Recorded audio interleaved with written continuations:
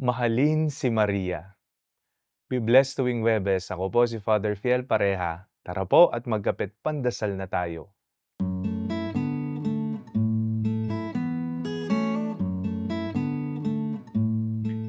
Ngayong araw na ito, ating ginugunita si San Maximiliano Kolbe, isa sa tanyag na santo ng makabagong panahon, isang banal na nag-alay ng buhay para sa kanyang kapwa, alinsunod sa utos ni Jesus ukol sa pagmamahal.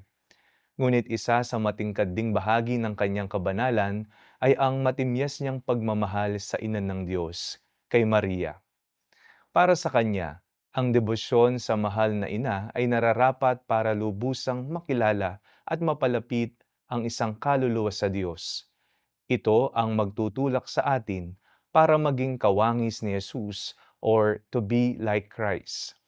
At wala nang gaganda pang paraan kundi ang ipaubaya ang sarili sa ina na nag-aruga at nagpalaki kay Jesus, ang mahal na Birheng Maria.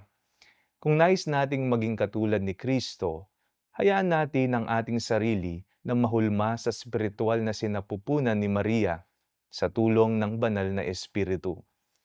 Wika ni San Maximiliano, "In her womb, the soul must be regenerated according to the form of Jesus Christ."